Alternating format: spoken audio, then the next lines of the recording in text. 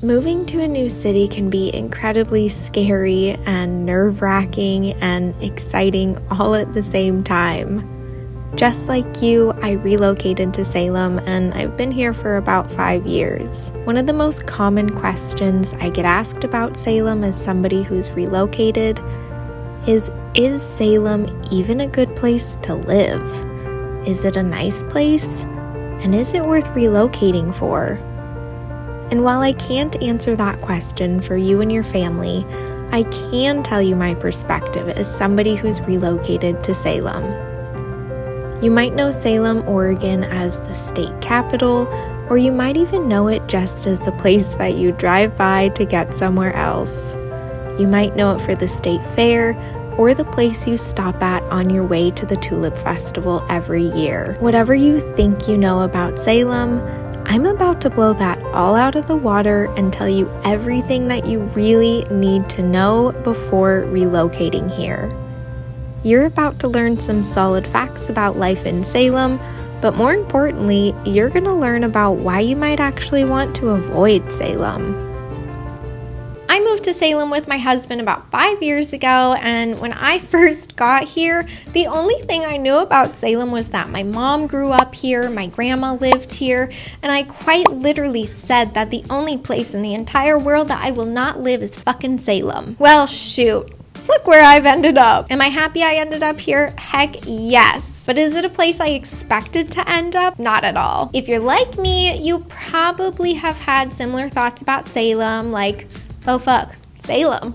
Where's that? What do they do? But fret not, because this video has a whole bunch of information about what it's actually like to live here as somebody who's relocated here. This is your first time to this channel and you want to know everything there is about Salem, Oregon and its surrounding areas from somebody who relocated here just like you, hit that subscribe button and poke that little bell to ensure that you are notified each week when I put out a new video about living in Salem. My name is Clarity Odd, your local realtor, and if you're relocating here and you want help purchasing a house here in Salem, reach out. People just like you are watching this same video, they are reaching out and we are helping them relocate here to Salem. So don't be bashful, call, text, email, send it on a turtle, whatever you want to do. Just reach out so that we can help you as well. You can find all of our contact information in the description of this video right down below.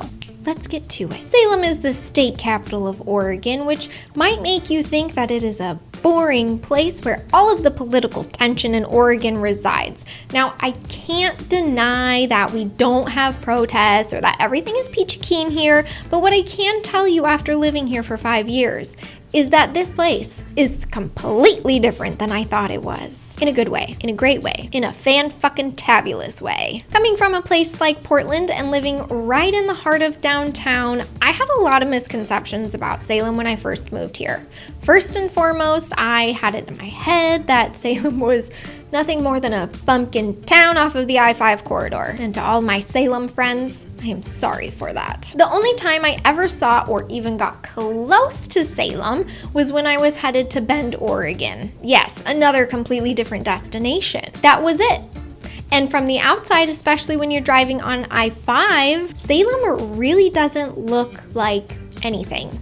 In fact, it just kind of looks like it takes up a few freeway exits and that's it. From the outside looking in, you don't really have much perspective about what the city is actually all about. Salem is a very robust city and it's not all about politics and protests. I haven't even walked in front of the Capitol in my 5 years of being here because it's just that much removed from the way that you can inhabit life here in Salem. Salem actually has a very robust downtown, which has invested a whole heck of a lot of money into their infrastructure in recent years. Downtown has gotten a big facelift, and I think the biggest one is the new outdoor amphitheater right on the waterfront, which means there are a lot of events starting to be held outdoors, and these are all open to the community. Some of these events that are held in the amphitheater are going to be musical events. We also have in the summertime movies in the park, which is super fun, and there's a new splash pad for the kiddos. We even have a carousel on our waterfront. I bet you not a lot of places can say that. When I first got to Salem, yes, there were outdoor activities that the city would host, but with this new amphitheater, they really are developing the waterfront, which parallels that downtown Salem area. This is not what I expected from Salem. Honestly, I didn't even realize that there was a downtown. I just kind of thought it was like the state capital, so this was a really pleasant surprise. And I'm telling you, I literally didn't know anything about Salem. I knew zilch. I will say that downtown Salem is more of a destination downtown than a vibrant hangout and do things downtown. It's not at all like Corvallis or Eugene or Portland. Personally, I think this is because there's not a lot of residential living in downtown. There are a few condos that are located right in downtown Salem and a few neighborhoods that bump up against downtown, but overall, if you're going to downtown Salem, it's because you have a purpose to be there, whether that's for work or shopping or a date night. It's just really not a space that you find yourself in unless you have a reason. For me personally, this kind of took a little bit of time to get used to because I did live in downtown Portland for a lot of years, and so I was used to opening up my door and just walking around and having all of these different activities to do while being in downtown Portland. But because downtown Salem is a bit more of a destination, when it's nighttime, there are just no people downtown. After the bars and restaurants have closed in downtown, it's completely silent and empty. Now you might be wondering if people don't live downtown, well, where the heck do they live? So let's jump over to a map here so that we can take a look together. You can see here that we have downtown Salem right at the center, and then you have the Willamette River to the left, and then all around downtown Salem is residential neighborhoods. Now, some of these neighborhoods are going to be planned communities, and then you're also going to have a mix of older homes, and those are those neighborhoods that I talked about butting up against downtown Salem, places like Fairmount Hill and Bush Park. Those are residential neighborhoods that are older houses, but are definitely walkable to downtown Salem. For the most part, you're gonna find that Salem is set up kind of like a ooey gooey cinnamon roll. So you've got the yummy center, which is gonna be downtown, and then you've got the swirls going outward, which are gonna be the residential neighborhoods. I'm comparing Salem to a cinnamon roll because I just really love cinnamon rolls. And I was thinking, like, what does this look like? And then I also had the thought, damn, a cinnamon roll sounds real good right now. So there you have it. Salem's like a cinnamon roll. Before I get to my next point, I want you to do something for me. I want you to put into the comments a question that you have about Salem. This really helps me understand exactly what kind of information you're needing and wanting, and then I can create a video to answer those questions for you. So go put a question down in the comments below. So we've talked about downtown being a destination. You don't really have too many neighborhoods that butt up against downtown, which means Salem's very car dependent. Now there is public transportation in Salem, and that system is called the Chariots, but personally, I do not feel like it's a very comprehensive network, and to actually get around to different pockets of Salem, it takes an exhaustive amount of work and time. It feels very limited in where you can actually go and where it will drop you off, which personally makes it kind of frustrating. At that point, I just would rather take an Uber. It's also important to know that there's no light rail system here.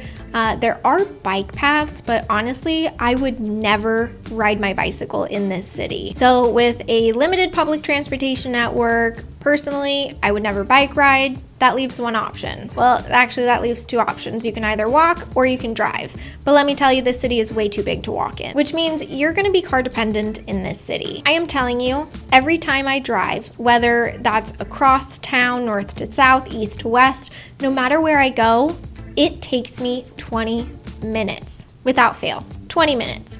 Go to the Costco, 20 minutes. Chick-fil-A, 20 minutes. My favorite cake shop, 20 minutes. Everywhere, 20 minutes. I should say 20 minutes by car. If you're taking the public bus, the Chariot system, I don't know, probably an hour, hour and a half. It's just atrocious. Now, this is a really important thing I want to talk about. When I talk with my clients, I ask them, yo, what's the lifestyle that you're going for? If somebody tells me that they need a walkable lifestyle, they don't have a car, you are going to find that only a very specific part of Salem is going to work for you. When I talk to my clients, we jump on a Zoom call, we talk face-to-face over the internet, as we do nowadays, and we talk about it, and I'm gonna tell you all of the neighborhoods that you need to be looking in based on your lifestyle, your budgets, and your needs, and I'm probably gonna be telling you about neighborhoods that you didn't even know existed. That's why it's so important for us to jump on a call for you, my friend, you right there, to reach out so that we can make this transition easy for you. The next thing that we're gonna talk about is that Salem is surrounded by farms. That means you're gonna have incredibly fresh produce in the wintertime and the summertime and, well, really every season, because we're in the Willamette Valley, which is incredibly lush. This area is known for growing things like hops for beer, and actually my guess is that probably the beer you're drinking, some of those hops came right here from little old Salem. We've also got a lot of vineyards around here and quite literally all of the types of produce that you could imagine. You're gonna see that just on the outskirts of Salem, especially towards West Salem and Northeast Salem, there are gonna be farm stands just 5 minutes away where you can get the freshest of eggs, the freshest of honey, and fresh produce directly from the farmers. This means that in the summertime, you can go to those fun you pick farms and get some berries. And I'm not saying that you should probably go pick berries in the summertime on an empty stomach, because who would do that? You know, you leave the berry farm with a little red rim from those raspberries. I haven't done that. Beyond the berries in the summertime, you're also going to be surrounded by things like pumpkin patches and Christmas tree farms. So any time of the year, you really can get outside, get connected to your food, the farms, and all of the agriculture that goes on here. Salem only has about 200,000 residents, which isn't very much, but we are damn smart folks because we have a Costco. We know that Costco is just the best place ever. And I kid you not, this is the most popular question that I get from clients when they're relocating here. It's like this amazing barometer that crosses different real estate market boundaries. They'll ask, where's the nearest Costco? And if you've been paying attention, I'll tell them 20 minutes. Doesn't matter where we are. The answer is always 20 minutes. It's 20 minutes for everything. So yes, Salem has one Costco and it's located in South Salem, which makes it super convenient because again, 20 minutes.